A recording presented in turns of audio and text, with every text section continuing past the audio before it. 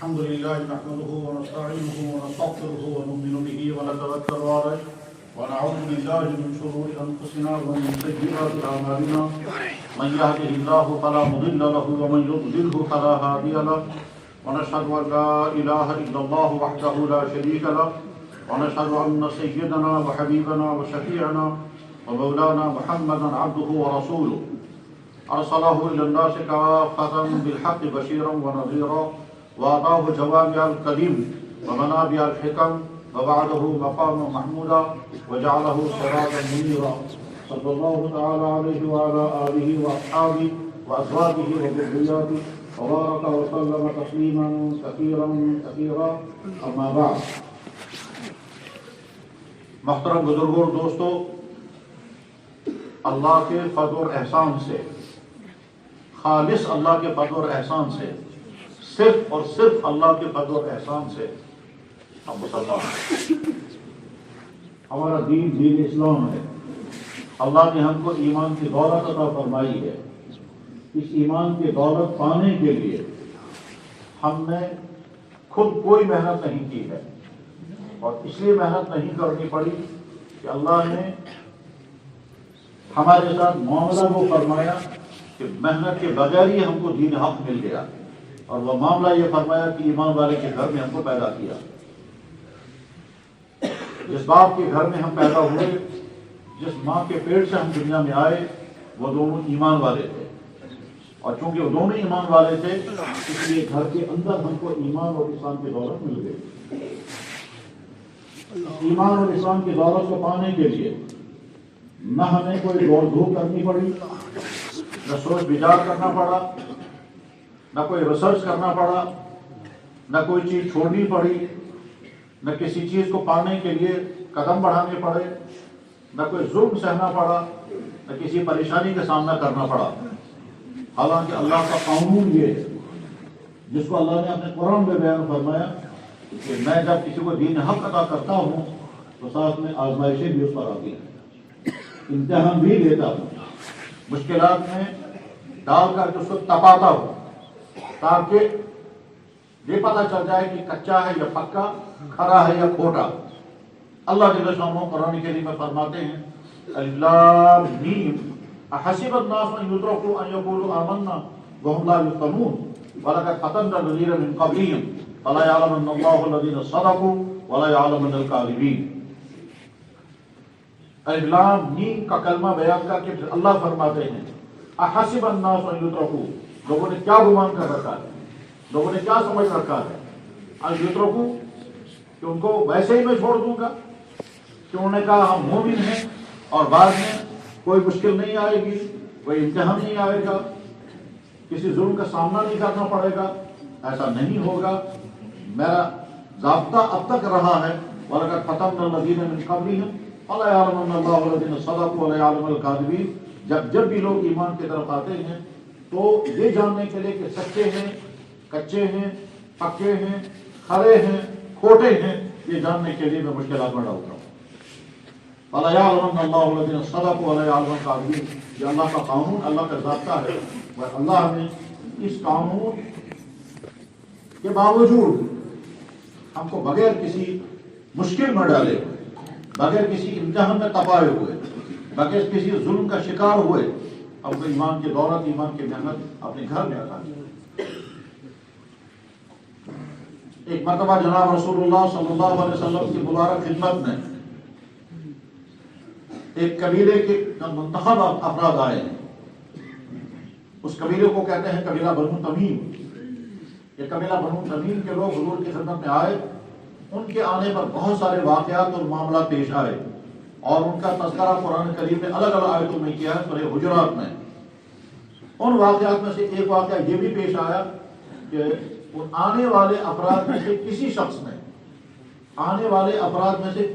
نے اللہ کے نبی علیہ السلام کی خدمت میں عرض کیا کہ حضرت ہم نے آپ پر احسان کیا ہے کہ آپ نے دین ہمیں قبول کیا.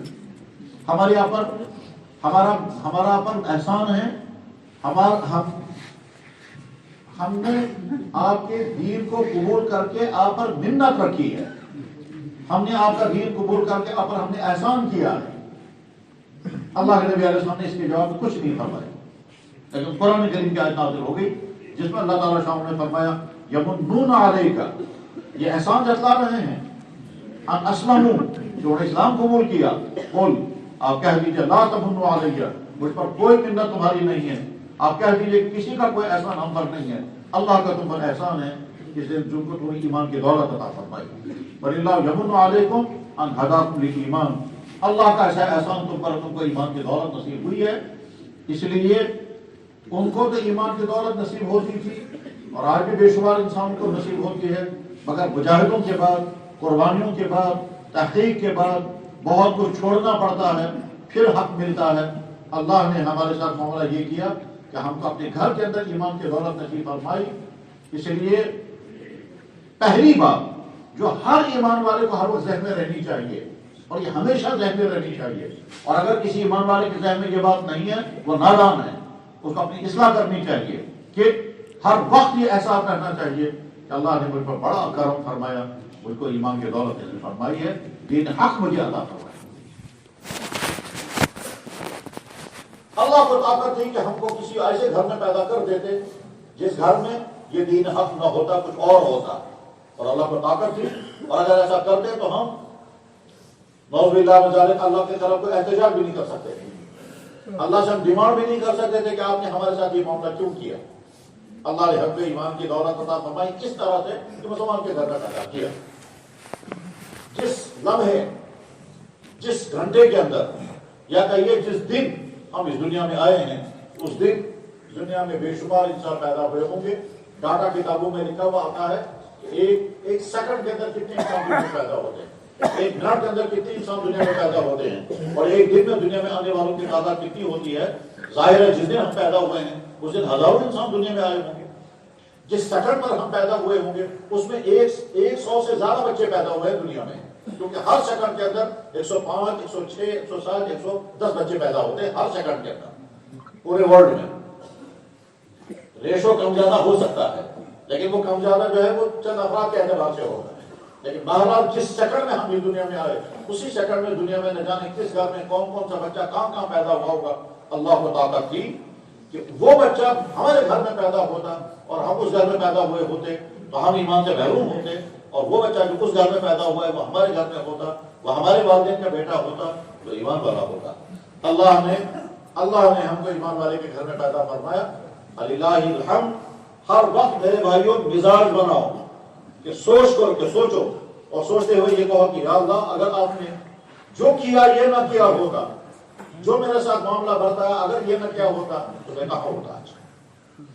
نہ میری زبان پر اللہ کا نام ہوتا، نہ میری زبان پر میرے نبی کا نام ہوتا، نہ میں یہ کہتا کہ قرآن میری کتاب ہے، نہ میں یہ کہہ سکتا تھا کہ اسلام میرا دین حق ہے، نہ میرا ختمہ ہوا ہوتا، نہ میں اللہ کے گھر میں اس طرح آ سکتا تھا، نہ میں اللہ کو سجدہ کرنے والا ہوتا، نہ مرنے کے بعد میرا جنازہ پڑھا جاتا، نہ مرنے کے بعد مجھے قبرستان میں دفن کیا جاتا، وہ سارا کچھ نہ ہوتا، یہ سارا تب ہے، یہ سارا تب، نہ میرا نکاح اس طرح ہوتا جس طرح سے اللہ کے نبی نے طریقہ سکھایا نکاح کرنے کا، یہ سارا تب ہے کہ جب ہم کو اسلام کی دولت ملی، اور یہ اسلام کی دولت کے ملنے میں ہماری اپنی کوئی درخواست بھی نہیں گئی ہے، ہمارا اپنا کوئی مطالبہ بھی نہیں ہے، ہمارا اللہ کے ذمہ کوئی حق بھی نہیں تھا۔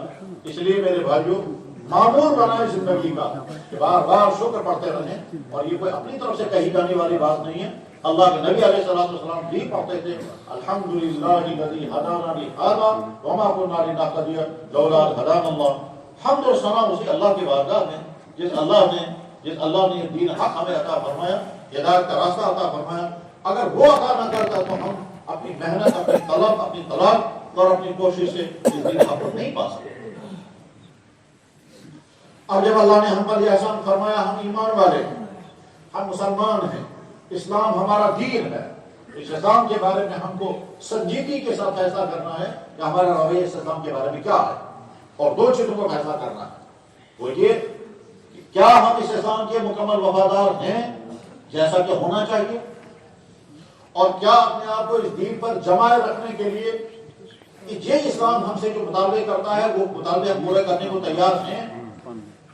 یہ بات کیوں سمجھائی جاتی ہے؟ یہ اس لیے سمجھائی جاتی ہے کہ اللہ بے نیاز ہیں، اللہ کو کسی کو پرواہ نہیں ہے۔ اگر کوئی مسلمان اسلام پر باقی نہیں رہنا چاہتا تو اللہ تعالیٰ کو کوئی پرواہ نہیں ہے کہ صاحب اس کے دین کو کوئی نقصان ہوگا.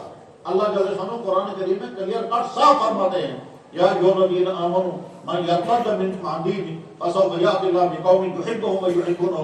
اے ایمان والو، اگر تم میرے دین پر قائم نہیں رہنا چاہتے جو نعمت تمہیں میں نے عطا کی ہے، اگر تم اس باقی نہیں رہنا چاہتے، فسوف یأتی اللہ بقوم، اللہ نئی قوم اسلام میں لائے گا. بلکہ ہو سکتا ہے وہ لوگ جو اسلام سے دور ہیں، وہ لوگ اسلام کو نہیں جانتے ہیں، بلکہ ہو سکتا ہے جو اس دین حق سے نفرت نہیں کرتے ہیں کیونکہ وہ اس کو نہیں جانتے ہیں اس میں کیا سچائیاں ہیں، تو میں انہیں کا دروازہ کھول دوں گا، ان کا ذہن کھل جائے گا اور کھلنے کے بعد وہ اسلام کو قبول کریں گے اور پھر دیکھنا تم کتنے اچھے مسلمان ہو. اور اسلامی تاریخ میں ایسے ہزاروں واقعات پائے گئے کہ جو لوگ اسلام کے خلاف تھے وہ نہیں جانتے کہ اسلام کی حقیقت کیا ہے. یہاں تک کہ اسلام کے خلاف ان کے اقدامات بھی ہوتے تھے، لیکن جب ان کے سامنے اسلام کی سچائی آ گئی اور اسلام کی حقیقت ان کے سامنے منکشف ہو گئی، وہ کل تو تھے اسلام کے دشمن اور اگلے دن بن گئے وہ اسلام کے داعی اور اسلام کے پھیلانے والے اور اسلام کے مبلغ اور اسلام کی سپاہی بن کر کے رہے. علامہ اقبال نے کہا ہے آیا یورش تاتار کے افسانے سے، آسمان مل کے کعبے کو صنم کھانے سے. اس شعر کا تعلق دراصل ایک بہت بڑے واقعے کے ساتھ ہے. یہ قوم اٹھی تھی، ان کو کہتے تھے تاتاری قوم. اس تاتاری قوم کا مشہور انسان گزرا ہے، وہ کہتے تھے چنگیز خان. پھر اسی چنگیز خان کے آگے اولاد تھی، اس کا نام چغتائی خان اور بغتائی خان اور جوجی خان اور آخر میں ہلاکو خان. یہ تمام وہ لوگ تھے کہ جو تاتاری قوم منگولین قوم کے لوگ تھے، اور انہوں نے تقریباً 80 لاکھ انسان مارے ہیں انہوں نے ان تاتاری قوموں نے، اور پورے اسلامی مملکت کو ختم کر کے رکھ دیا تھا. بلکہ کہا جاتا تھا کہ شاید اسلام سے دنیا سے اسلام ختم ہو جائے گا. وہ مسلمانوں کے ملک اور وہ مسلمانوں کے شہر، جن ملکوں اور شہروں کے اندر ایک بھی ایمان سے محروم انسان نہیں تھا، وہ مسلمان ملکوں اور شہروں میں کوئی کلمہ پڑھنے والا بھی باقی نہیں رکھا. بخارا شہر جس میں امام بخاری رحمہ اللہ تعالیٰ رہا کرتے تھے، اس بخارا شہر کی جامع مسجد کے ممبر پر کھڑے ہو کر کے چنگیز خان نے اعلان کیا تھا میں آسمان والے کی طرف سے قحط بند کرایا تمہارا. اور اس کے بعد پھر کہا کہ 24 گھنٹے کے اندر شہر کے تمام انسانوں کو بھی ختم کر دیا جائے اور تمام گھروں کو بھی آگ لگا دی جائے جہاں کھنڈرات ہونے چاہیے. بعد میں اللہ نے کیا کیا، یعنی اس پورے خطے کے اندر تمام مسجدیں ختم، تمام مدرسے ختم، تمام لائبریریاں ختم. کوئی اذان پڑھنے والا نہیں، کوئی جنازہ پڑھنے والا نہیں، کوئی کلمہ پڑھنے والا نہیں. خواب رہا تھی. صرف بغداد شہر کے اندر ہلاکو خان نے 14 لاکھ انسان مار دیے اور انسانوں کی ہڈیوں کے انبار لگے ہوئے تھے، کوئی ان کو دفن کرنے والا نہیں. بعد میں اللہ نے اسی تاتاری قوم کے اسلام کی دولت عطا فرمائی اور ایک ایک شخص مسلمان ہو گیا، کوئی باقی نہیں بچا. جتنے لوگوں، جتنے خاندان کے لوگ جنگ جا رہتے تھے وہ سارے تاتاری قوم مسلمان بن گئے. تو اللہ نے دیکھا کہ منظر کہ جن کے ذریعے سے تم کا اگر اسلام بھاری لگ رہا تھا اور تم اسلام پر قائم نہیں رہنا چاہتے تھے، مجھے طاقت ہے کہ جو اسلام اور مسلمانوں کو مٹانے والے ہیں میں اسی کو اسلام کی دولت دے سکتا ہوں اور وہ بعد میں اسلام کے پھیلانے والے بنیں گے. تو نقطہ جو سمجھنے کا تھا وہ یہ کہ ہم کو یہ فیصلہ کرنا ہے کہ ہم اس اسلام کے ساتھ مکمل وفادار ہیں یا نہیں. الحمدللہ کمزور سے کمزور ایمان والا بھی اگر ہوگا اس سے پوچھیں گے کیا آپ مسلمان ہی رہنا چاہتے ہیں، وہ جواب کہتے ہیں یقیناً میں مسلمان ہی رہنا چاہتا ہوں. اس کے بعد اس سے سوال ہوگا جب آپ مسلمان ہی رہنا چاہتے ہیں تو آپ کو اسلام کو سمجھنا بھی ہوگا، اسلام کی سچائی اور حقانیت اپنی دل میں اتارنی بھی ہوگی اور اسلام کے مطابق زندگی گزارنی ہوگی. اس کے لیے آپ کو تیار رہنا ہوگا. بس یہاں آ کر کے مسلمان سوچنا لگتا کروں گا یا نہیں کروں گا. میرے بھائی، اللہ تو فرما رہے ہیں قرآن کریم میں صاف صاف، حقیقی ایمان والا وہ ہے کہ جو میری اور میرے نبی کی اطاعت کرے. فلا وربک، اللہ فرما رہے ہیں اپنے نبی سے، نہیں میں آپ کے رب کی قسم کھا کر کہتا ہوں، آپ کے رب کی قسم کھا کر کہتا ہوں، لا یؤمنون، تب تک آدمی مکمل مومن نہیں بن سکتا ہے جب تک کہ آپ کے فیصلے کو، آپ کے حکم کو، آپ کے آرڈر کو دل و جان سے قبول نہ کر لے. اللہ ربک لا یؤمنون حتی یحکموک فیما شجر بینہم. میرے بھائیوں، جب اللہ نے یہ اسلام کی دولت ہمیں عطا فرمائی ہے، اب ہماری چند ذمہ داریاں ہیں. ان ذمہ داریوں کو سمجھنا ہے اور اس ذمہ داریوں کو صرف سمجھنا نہیں ہے، پختہ ارادہ کرنا ہے کہ انہیں ذمہ داریوں کے مطابق ہم کو اگلی زندگی گزارنی ہے. ان ذمہ داریوں میں اہم ترین ذمہ داری ہے کہ اللہ نے ہم کو اگر ایمان کی دولت عطا فرمائی، ہم سے کہیں کوئی ایسی بات نہ ہونے پائے کہ جس کے نتیجے میں ایمان ہم سے چھن چکا ہوگا اور کبھی پتہ چلا ہوگا کبھی پتہ بھی نہیں چلے گا. کیوں ایسا ہوتا ہے کہ کبھی کسی انسان ایمان والے سے اس کی زبان سے یا اس کے جسم سے کوئی ایسی حرکت ہو جاتی ہے یا اس کی زبان سے کوئی ایسا جملہ نکلتا ہے جس جملے کے بعد اس کا ایمان ختم ہو چکا ہوتا ہے اور اسے پتہ بھی نہیں ہوتا، یا کبھی وہ سوچتا ہے ختم ہو گیا تو کیا پرواہ ہوگی، اور کبھی انسان سوچتا ہے کہ اس سے کچھ نہیں ہوگا، حالانکہ ہوتا ہے۔ انسان خود سمجھتا ہے کہ یہ حرکت کرنے سے میرے دین کو کچھ نہیں ہوگا، حالانکہ اس کا دین ختم ہو چکا ہوتا ہے، کیونکہ اس کے فیصلے غلط ہوتے ہیں، اس کی سوچ غلط ہوتی ہے، اس کی معلومات اس کے پاس نہیں ہوتی ہے صحیح، تو وہ زہر کھا رہا ہوتا ہے اور وہ نہیں جانتا کہ میں زہر کھا رہا ہوں۔ اور اس کی مثال بالکل ایسے ہی ہے کہ ایک انسان نے پانی کا گلاس پیا، وہ بڑا خوش ہو گیا کہ میں نے پانی کا گلاس پیا، یہ لکوڈ تھا۔ پھر اس نے جوس کا گلاس پیا، اس کو پی کر کے اس کو لطف آ گیا، ذائقہ بھی اچھا تھا، مزہ بھی اچھا تھا، فرحت محسوس ہوئی، کہا ہاں یہ دوسرا لکوڈ میں نے پیا۔ پھر اس نے دودھ کا گلاس پیا، اسے اور فائدہ ہوا، لسی کا گلاس پیا، اسے اور فائدہ محسوس کیا، اور اس کے بعد اگر کبھی زمزم کا گلاس مل گیا اور زیادہ خوشی محسوس ہوگی۔ اب انسان کو دھوکہ لگ گیا، میں نے پانی کا گلاس پیا، جائز بھی تھا، فائدے مند بھی تھا، میں نے جوس کا گلاس پیا، جائز بھی تھا، فائدے مند بھی تھا، ذائقے مند بھی تھا، میں نے دودھ کا گلاس پیا، اس میں ذائقہ بھی تھا، فائدہ بھی تھا، انرجی بھی آئی، وٹامنز بھی آئے اور پروٹین بھی آ گیا، کیا کیا آ گیا۔ پھر میں نے زمزم کا گلاس پیا تو اس میں تو نہ جانے کیا کیا تھا۔ لہذا جیسے یہ سارے لکوڈ ایک ایک گلاس میں نے پیے، اب میں پورا ایک گلاس تو نہیں، ایک کپ نہیں، صرف ایک چمچہ تیزاب کا پیوں گا، اور یہ سوچے گا یہ بھی تو لکوڈ ہی ہے، تو ظاہر ہے تیزاب جب منہ پہ ڈالے گا تو ہر آدمی سمجھ سکتا ہے کہ اس کا انجام کیا ہے۔ اب اگر کوئی انسان دھوکہ کھا کر کے کہے جب اس لکوڈ کے پینے سے مجھے کچھ نہ ہوا، اس لکوڈ کے پینے سے مجھے کچھ نہ ہوا، یہ مشروب پینے سے مجھے کچھ نہ ہوا، یہ کولڈ ڈرنک پینے سے مجھے کچھ نہ ہوا، اور پیا میں نے ایک گلاس کے برابر، اب اگر میں صرف ایک ہی چمچہ پیوں گا یہ والا لکوڈ جس کو لوگ کہتے ہیں تیزاب، اس سے بھی کچھ نہیں ہونا چاہیے، تو جواب آئے گا کہ نہیں وہ کچھ اور ہے اور یہ کچھ اور ہے۔ اس کے پینے سے تم کو فائدے فائدے ہوئے، اس کا ایک گلاس ایک کپ نہیں ایک چمچہ بھی اگر تم پیو گے اس کا نتیجہ کچھ اور نکل آئے گا۔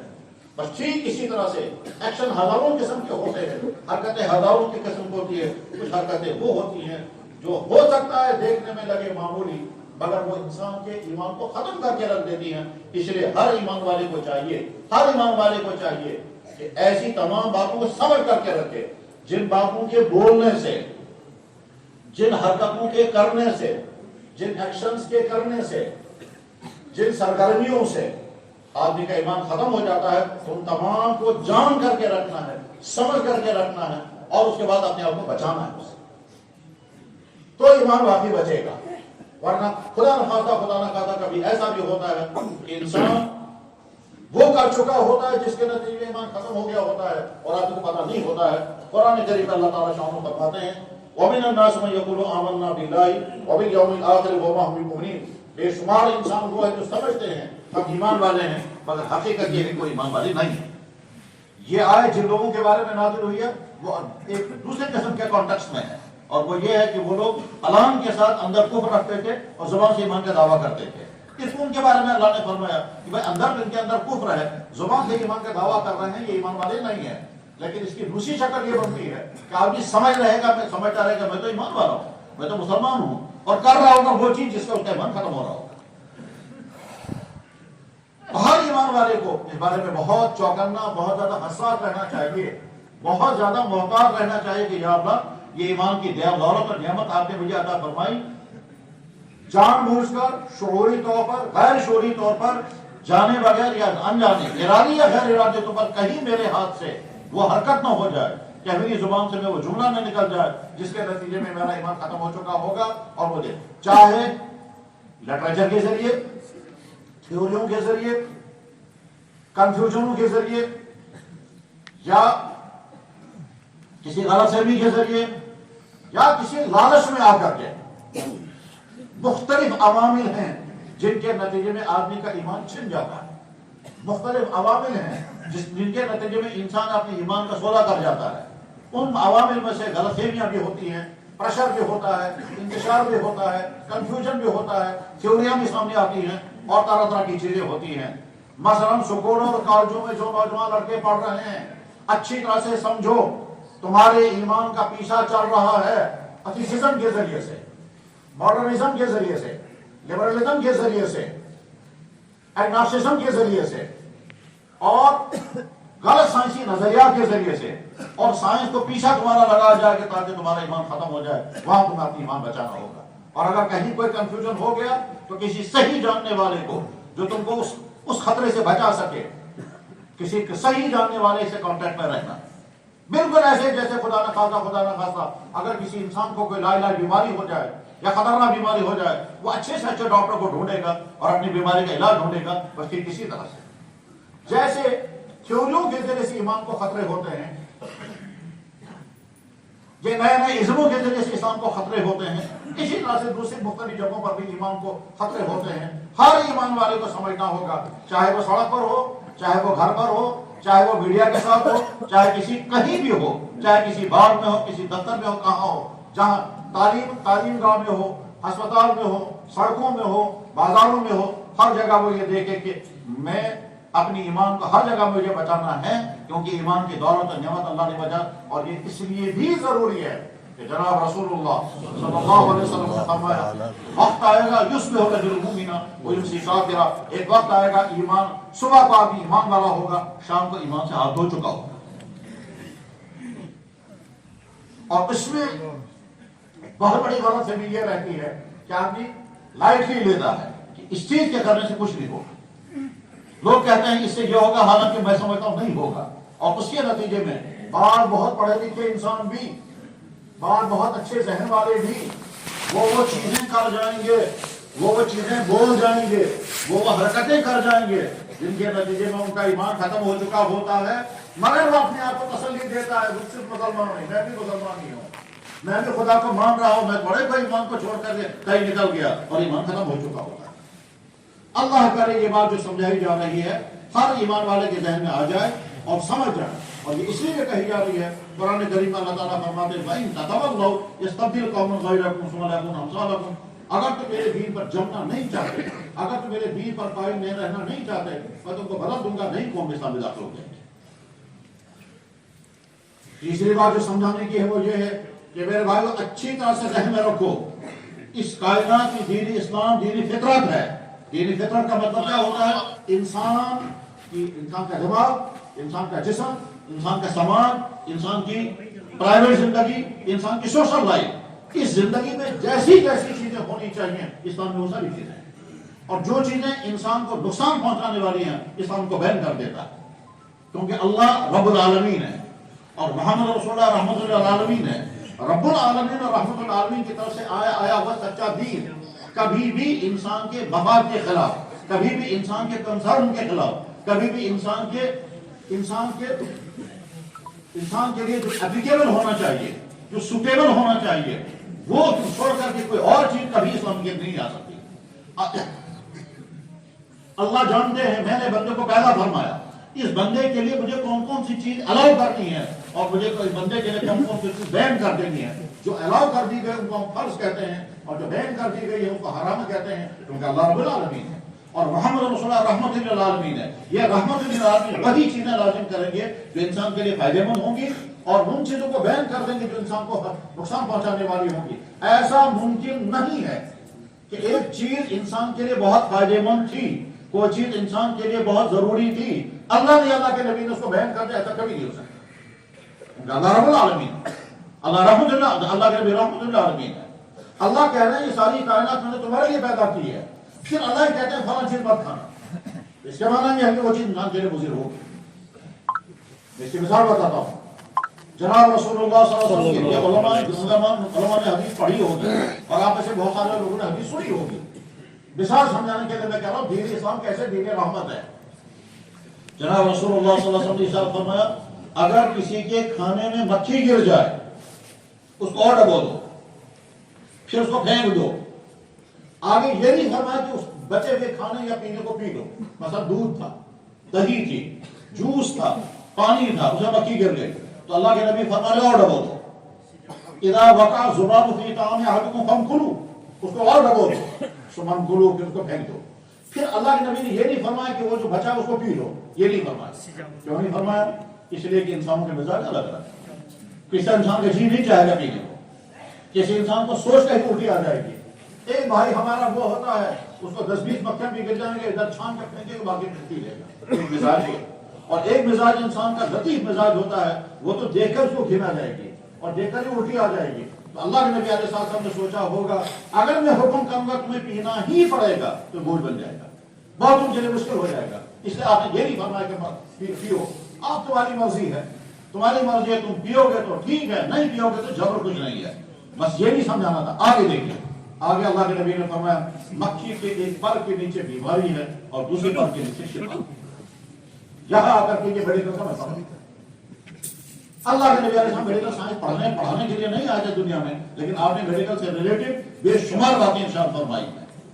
آج کے زمانے میں جب ریسرچ ہو گیا اور تحقیق کی گئی کہ مکھی کے پر کے نیچے کیا خرابی ہے, کیا بیماری ہے, کیونکہ اللہ کے نبی فرما رہے ہیں اور ریسرچ کرنے والے مسلمان سائنٹسٹ, اور یہ دنیا میں 4 جگہ یہ ریسرچ ہوا. ملیشیا میں ہوا, سعودیہ میں ہوا, اور بھی دنیا کے کئی سائنسی اداروں میں ریسرچ ہوا. ریسرچ کا رزلٹ کیا نکلا؟ اللہ کے نبی نے فرمایا ہے مکھی کے ایک پر کے نیچے بیماری ہے. ظاہر بیماری کا لفظ استعمال کرتے حضور, اگر اللہ کے نبی اس وقت وائرس کا لفظ استعمال کرتے تو لوگ کہتے جناب ہم کو تو معلوم نہیں کہ وائرس کا بلا ہوتی ہے, کیونکہ اس زمانے کے لوگ وائرس کے تھیوریاں نہیں جانتے تھے. تو اللہ کے نبی نے فرمایا بیماری ہے. آج پتہ چل گیا کہ واقعتاً مکھی کے دائیں پر کے نیچے وائرس ہوتا ہے اور دائیں بائیں دوسرے پر کے نیچے اینٹی وائرس ہوتا ہے. اور اس وائرس جب یہ مکھی پانی میں گر جاتی ہے تو اینٹی وائرس والے پر کو دبا کر رکھتی ہے جب تک وہ زندہ ہوگی اور اس پر کو چھوڑ دیتی ہے. اور جب اللہ کے نبی نے فرمایا آرڈر ہو تو وائرس بھی چلا گیا اور اینٹی وائرس بھی چلا گیا, اور اس کے نتیجے میں وہ پانی کے اندر جو زہریلا پن آ گیا تھا یا جوس کے اندر جو زہریلا پن آ گیا تھا وہ ختم ہو جائے گا, کیونکہ اینٹی وائرس نے وائرس کو ختم کر دیا. تو ویسے جو پڑھے لکھے ہوں گے یا ہمارے علم میں وہ سمجھ جائیں گے, خاص طور پہ جو میڈیکل والے ہوں گے وہ سمجھ جائیں گے کہ انسان کے معدے کے اندر وائرس اور اینٹی وائرس کا سسٹم کتنا بڑا وسیع نظام. وائرسوں کو اینٹی وائرس کے ذریعے سے کیسے ختم کیا جاتا ہے, اور ہر جگہ وائرس ہوتے ہیں. غرض یہ کہ جناب رسول اکرم صلی اللہ علیہ وسلم کا رحمت ہے, جہاں پر بھی آپ کو پتا چل گا کہ یہ اللہ کے نبی علیہ السلام نے کیسے ہمارے لیے رحمت کا دروازہ کھول دیا. یہ چھوٹا مسئلہ تھا مکی کا, چھوٹے سے لے کر بڑے تک کے تمام مسائل کا معاملہ ایسا ہی ہے کہ ہر جگہ اللہ کے نبی جس چیز کا حکم دیں گے اس میں انسانوں کو ماننے میں راحت ہے. حکم دیں گے کرنے کا تو اس میں عافیت ہوگی, حکم دیں گے نہ کرنے کا تو اس میں ہی حفاظت ہوگی. جو چیزیں اللہ اور اللہ کے نبی نے لازم کی ہیں وہ انسانوں کے لیے فائدہ مند ہیں, اس لیے لازم کر دی گئی. جو چیزیں انسانوں کو یا تو انسانی صحت کو یا انسانی دماغ کو یا انسانی گھر کو یا انسانی سماج کو یا انسانی سوسائٹی کو یا انسانی معاشرے کو تباہ کرنے والی ہوں کو اللہ کے نبی اور اللہ نے حرام کر دیا ہے, اس میں اللہ کا کوئی نقصان نہیں. مثلا حکم دیا کہ جانور کو ذبح کر کے کھاؤ, جانور کو ذبح کر کے کھاؤ, خون باہر نکل جائے گا, گوشت بچ جائے گا. تو خون بھی اللہ نے پیدا کیا, گوشت بھی اللہ نے پیدا کیا. اگر اللہ تعالیٰ فرماتے خون کے سمیتی کھاؤ تو ہم کو کیا تھا, اور اللہ نے اگر کہا جان خون باہر نکال دو, خون کو باہر نکالنے کے بعد بھی تم کھاؤ, تو اس میں کوئی نہ کوئی وجہ ہوگی. ہم نہیں کہہ سکتے. آج کے زمانے میں جب ریسرچ ہو گیا اچھی طرح سے کلیئر ہو گیا کہ خون انسان کے ڈائجسٹو سسٹم کے لیے زہر ہے. خون انسان کا معدہ ہضم نہیں کر سکتا. انسان کا معدہ خونخوار جانور کا معدہ نہیں ہے. انسان کا معدہ انسان کا معدہ ہے, اس کو پکی ہوئی غذا چاہیے اور خون ڈائجسٹ نہیں کر سکتا. یعنی ہم یہ کہیں گے کہ یا اللہ یہ گائے آپ نے بنائی ہے, اس کے اندر سے ایک لکوڈ نکلتا ہے اس کا نام ہے دودھ, وہ سفید سفید ہوتا ہے, اللہ فرما رہے پیو اس کو. یا اللہ یہ دوسرا لکوڈ اس کے جسم سے اس کا نام ہے خون, اللہ فرما رہے نزدیک مت جانا, ہر گرد ایک قطرہ بھی مت پینا. وہ بھی اللہ نے پیدا کیا, یہ بھی اللہ نے پیدا فرمایا. اس کو کہا یہ تمہارے لیے حلال ہے, بلکہ کہا میں نے اپنی رحمت سے تمہارے لیے دودھ پیدا کر دیا, ان لکم حرام لک. اس کو فرمایا خبردار اس کے نزدیک مت جانا. دودھ کو تو حلال کرنے کے لیے ایک مرتبہ آیت بھیجی ہے, اور خون کو حرام کرنے کے لیے 4 یا 5 جگہ آیتیں بھیجی ہیں. آج کے زمانے میں پتہ چل گیا کہ خون کو اللہ نے جو حرام کیا وہ کیوں حرام کیا, کیونکہ خون انسان کے معدے کو بٹھا دے گا. 2 یا 3 مرتبہ اگر کسی نے خون پیا پھر دیکھیے آپ کو معدے کا کیا حال بنے گا. تو دین اسلام دین رحمت ہے. چونکہ یہ دین رحمت ہے, اس دین رحمت کا تقاضا یہ ہے ہم میں سے ہر شخص اپنے سامنے 2 لسٹیں رکھے گا. اللہ اور اللہ کے نبی نے مجھ پر کیا کیا چیزیں فرض کی ہیں مجھے ان کو فالو کرنا ہے, اور اللہ اور اللہ کے نبی نے کون کون سی چیزیں حرام کی ہیں مجھے ہر وقت وہ لسٹ اپنے سامنے رکھنی ہے اور ان سے اپنے آپ کو بچانا. سیم اسی طرح سے جس طرح سے خدا نے خاصا اگر وہ انسان بیمار ہو جاتا ہے اور وہ ڈاکٹر کے پاس جاتا ہے تو ڈاکٹر اس کے ایک تو بتاتا ہے دوائیوں کی لسٹ, اور یہ آپ کی دوائیاں ہیں, نسخے میں ساری دوائیاں لکھے گا اور اس میں ڈیٹیل بتائے گا کہ یہ دوائی آپ کب کیسے استعمال کریں گے.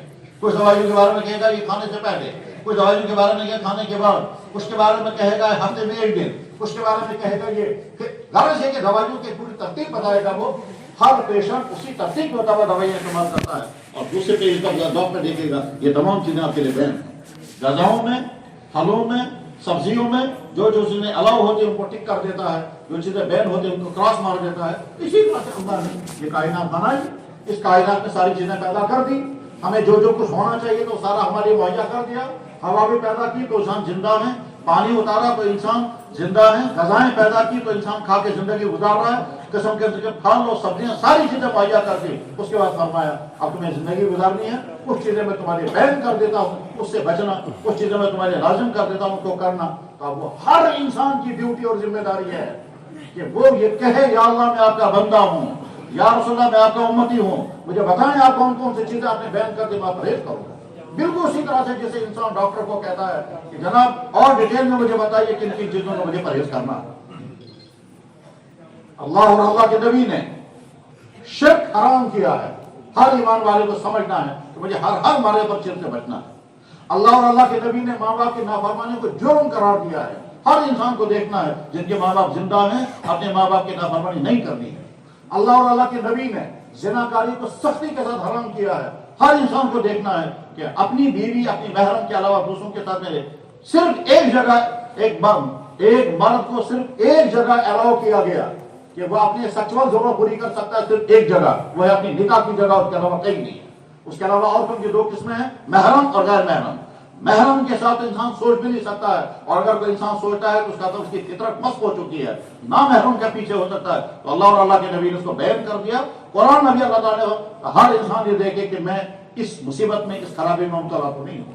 خاص طور پر وہ ہمارے نوجوان بچے جو سکولوں میں ہیں، کالجوں میں ہیں، دفتروں میں ہیں، کوچنگ سینٹروں میں ہیں، ہاسٹلوں میں ہیں اور جوانی کی زندگی گزار رہے ہیں، ان کو اس بات کا سخت ترین خطرہ رہتا ہے کہ وہ جنسی طور پر ان خرابیوں میں مبتلا ہو جائیں جو خرابیاں سنگین خرابی ہیں، جس کو اللہ اور اللہ کے نبی نے اس کو بیان کر دیا ہے، اس سے شدید نقصانات ہیں، ذات کو بھی، سماج کو بھی اور گھر کو بھی۔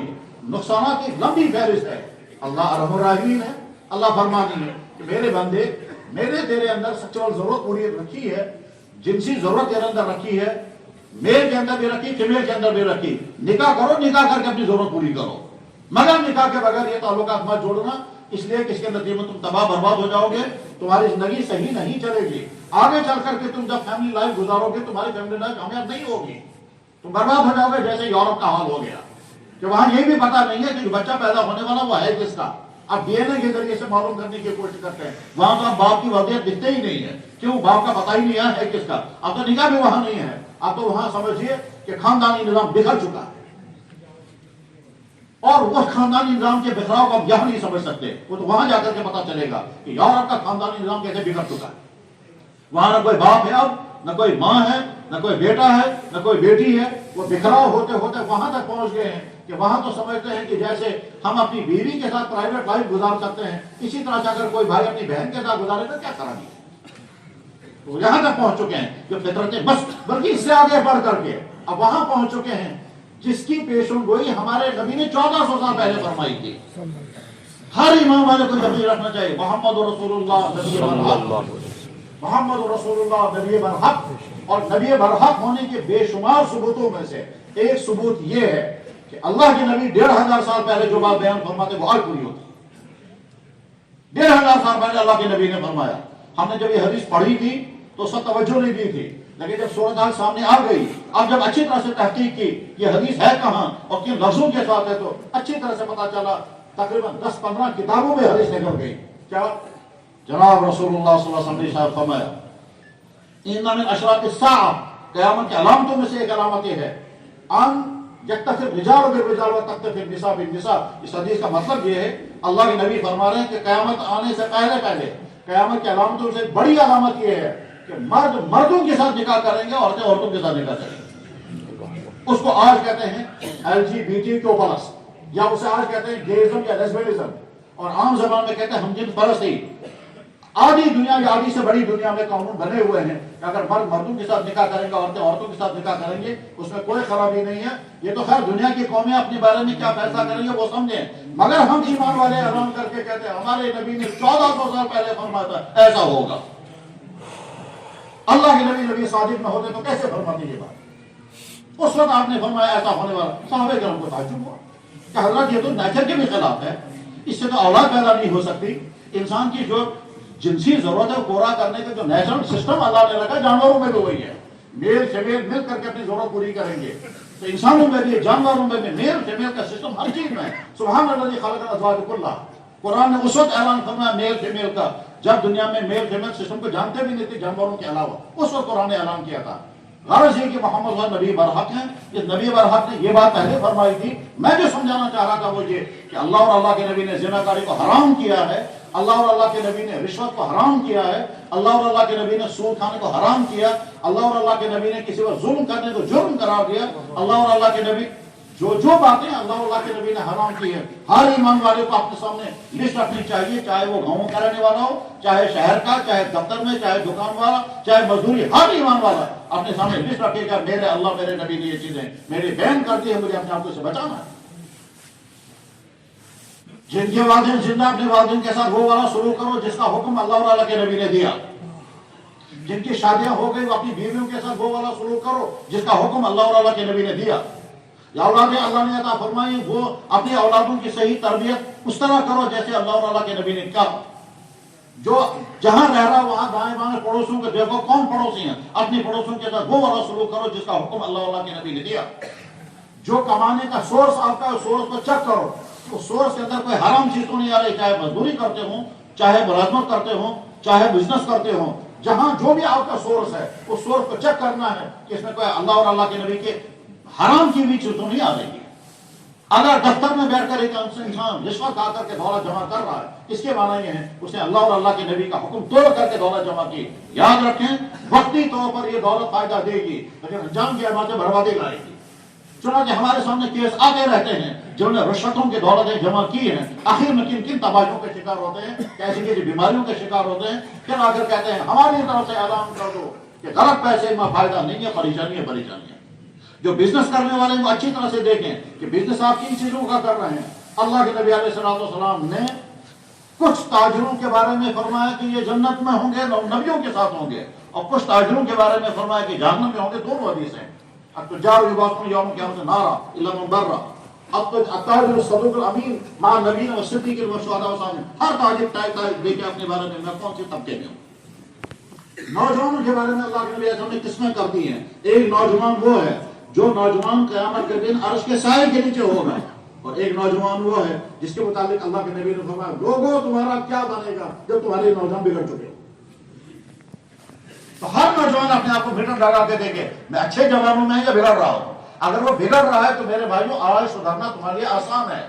اگر تم ڈرگ سے بچے ہوئے ہو، اگر تم آوارگی سے بچے ہوئے ہو، اگر تم فضول خرچی سے بچے ہوئے ہو، اگر تم غلط افیئر سے بچے ہوئے ہو، اگر تم گرل فرینڈ اور رائے فرینڈ کے چکر سے بچے ہوئے ہو، اگر تم راتوں میں تنہائیوں میں موبائل کے غلط یوز سے بچے ہوئے ہو، اس کا مطلب یہ ہے کہ تم نے اپنی بدجوانی کو ووٹ پر تم کو بہت بڑا انعام ملنے والا ہے، لیکن یہ آسان نہیں ہے. اس سے تو روز اپنے آپ سے جنگیں کرنی پڑیں گی تب آپ اپنے آپ کو بچا سکیں گے. آج کے زمانے میں جو موبائل ہے ایک طرف سے یہ بہت بڑی نعمت اور رحمت ہے کہ بے شمار مشکل کام اسے کتنے آسان ہیں ساری دنیا جانتی ہے، لیکن ساتھ ساتھ یہ بھی طے ہے کہ تمام خرابیوں کا سینٹر یہی ہے اور ساری خرابی اسی کے اندر ہے. عقل مند انسان وہ ہے جس کے خرابیوں سے بجلی بہت فائدے مند بھی ہے، بڑی خطرناک بھی ہے. عقل مند انسان اس کا فائدہ اٹھاتا ہے اور اس کے خطروں سے اپنے آپ کو بچاتا ہے. سیم اسی طرح سے تو ٹاپک کیا میں عرض کر رہا تھا، اللہ کے فضل اور احسان سے ہم مسلمان ہیں الحمدللہ. اللہ نے ہم کو ایمان کی دولت عطا فرمائی الحمدللہ. ہم سے کوئی ایسی غلطی نہیں ہونی چاہیے جسے ایمان کی نعمت چھن جائے، نہ زبان سے نہ ایکشن نہ جسم سے، اور اس کو سمجھ کر کے رکھنا ہے. پھر اس کے بعد اسلام دین حق ہے، دین رحمت ہے، انسان کے نیچر کے مطابق ہے، اور اس میں کوئی وہ چیز آ ہی نہیں سکتی ہے جو انسان کو نقصان پہنچانے والی ہو. پھر بھی اللہ نے اس کو لازم کر دیا نہیں. اور جتنی چیزیں اسلام نے حرام کی ہے ہر ایمان والا اپنے سامنے لسٹ رکھے گا فہرست بنا کر رکھے کہ میں مسلمان ہوں، میں معلوم کروں گا میرے اسلام نے، میرے اللہ نے کون کون سی چیزیں میرے حرام کی ہیں، جن چیزوں سے میں بچا ہوا ہوں تو اللہ کا شکر ادا. اور اگر کہیں کوئی غلطی ہو رہی ہے تو سمجھنا ہے کہ یہ وہ غلطیاں ہیں جو میرے اندر ہیں اور اللہ مجھ سے ناراض ہوں گے اس غلطی کی وجہ سے. آنکھ کا غلط استعمال ہو رہا ہے تو، کانوں کا غلط استعمال ہو رہا ہے تو، اپنے قلم کا غلط استعمال ہو رہا ہے تو، اپنے پاؤں کا غلط استعمال ہو رہا ہے تو، اپنی کمائی کا سورس ہے وہ غلط ہے تو، اپنے بھائیوں کی وراثت دبا کر رکھے گویا اس کے معنی ہے کہ ہم اللہ کا دیا ہوا یہ جسم اللہ کو ناراض کرنے کے لیے استعمال کر رہے ہیں، تو اسے توبہ کرنی ہے اور سدھار کرنا ہے. اور آخری بات یہ کہ ہم سب کو اللہ کے سامنے حاضر ہونا ہے اور اللہ سے ملاقات کرنی ہے اور طے ہے یہ ملاقات ہونی ہے. صحابہ کرام نے اللہ کے نبی علیہ السلام سے عرض کیا، حل نرا ربنا، یا اللہ کیا قیامت کے دن ہم اپنے رب کو دیکھیں گے؟ بخاری میں حدیث، اور ایک جگہ نہیں 10-20 جگہ پر حدیث ہے. اللہ کے نبی نے فرمایا جس طرح سے تم دوپہر کو آفتاب کو دیکھ سکتے ہو، جس طرح سے رات کی چاند کو دیکھ سکتے ہو جب وہ 24 رات کا چاند ہو. فرمایا ہو تزامن برؤیت القمر فی لیلۃ البدر لیس دونہ سحاب. اگر آسمان بالکل کھلا ہوا ہو، کہیں بادل نہ ہو، چاند چمک رہا ہو، 24 رات کا چاند چمک رہا ہو، کیا تمہیں چاند کی دیکھنے میں کوئی مشکل پیش عرض کیا گیا نہیں، کوئی مشکل پیش نہیں آتی ہے. فرمایا کذالک ترون ربکم، اسی طرح تم اپنے رب کو بھی دیکھو. ہمیں اللہ کے سامنے ہم پہنچنا ہے، ہمیں اللہ کے نبی علیہ السلام سے ملاقات کرنی ہے. اور اللہ کے نبی نے فرمایا تھا کہ میں تمہارا حوض کوثر پر انتظار کروں گا. حجۃ الوداع میں اللہ کے نبی علیہ السلام نے فرمایا تھا میں حوض کوثر پر انا فرضتکم علی الحوض، میں تم سے پہلے رخصت ہو رہا ہوں اور حوض کوثر پر تمہارا انتظار کروں گا. حجۃ الوداع میں اللہ کے نبی نے اعلان کیا تھا. اس کے بعد فرمایا وَإِنِّي مُقَاتِلٌ بِكُمُ الْأُمَمَ، اور جب تم میرے سامنے آؤ گے تو میں باقی قوموں پر فخر کروں گا میری امت کے لوگ کتنے اچھے ہیں. پھر آگے فرمایا تھا فَلَا تُسَوِّدُوا وَجْهِي، خبردار تم اس حال میں میرے پاس مت آنا کہ تمہاری وجہ سے وہاں میرا بہت مشکل لفظ حضور نے استعمال کیا، بہت مشکل لفظ جس کا ترجمہ کرنا بھاری ہے. میں اس کو اس طرح سے کہوں گا کہ اگر باپ اپنے بیٹے سے کہتا بیٹا میں نے بڑی عزت کی زندگی گزاری ہے، سارا اللہ کے میری عزت کرنے والا ہے، خبردار کو ایسی غلطی مت کرنا، مہربانی کر کے ایسی کوئی غلطی مت کرنا کہ تیری غلطی کی وجہ سے میرا چہرہ سیاہ ہو جائے.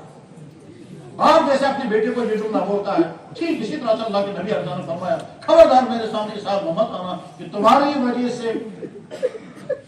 اللہ جملہ بولنا میرے بھائی بہت مشکل. کیا ہمیں وہ زندگی گزار رہی ہے کہ ہم قیامت میں پہنچے گا اللہ کے نبی سر نیچے کر کے کہیں تو ہے ہی نہیں میرا، اور کیا لے کر کے آیا اور حضور کا چہرے انور. اس لیے عہد کر کے اٹھو انشاءاللہ ہم اپنی زندگی مومنانہ زندگی بنائیں گے، ہم اپنی زندگی متقیانہ زندگی بنائیں گے. ہم اس حال میں اللہ کے نبی کے سامنے پائیں گے کہ اللہ کے نبی ہم کو گلے لگ رہے ہیں. اس حال میں نہیں کہ اللہ کے نبی اپنا چہرہ مبارک چھیڑ دیں. تم میری عمر کے جوان، تم میری عمر کا عالم، تم تو صحیح نہیں ویسے جیسے تمہیں ہونا چاہیے. عالموں کو ویسا بننا ہے کہ اللہ کے نبی فخر کریں اور استقبال کریں. تاجروں کو ویسا بننا ہے کہ اللہ کے نبی فخر کرے استقبال کریں. مسلمان افسر کو ویسا بننا ہے کہ اللہ کا نبی استقبال کرے. مسلمان جوان کو ویسا بننا ہے کہ اللہ کے نبی فخر کرے میری امت کا جوان یہ ہے، اور اسی میں ہماری کامیابی ہے. اللہ کرے اس پر جو گفتگو کی گئی ہے یہ بولنے والے کے لیے بھی اور سننے والے بھائیوں کے لیے بھی، اور جہاں جہاں تک یہ آواز پہنچے وہاں تک لوگ اپنی ایمان، اپنے اسلام، اپنے دین، اپنے عمل اور اپنی دنیا اور آخرت کی زندگی کے لیے سنجیدہ فیصلہ کریں اور اسی مطابق زندگی گزارنے کا عہد کریں. وآخر دعوانا ان الحمد للہ رب العالمین برحمتک یا ارحم الراحمین.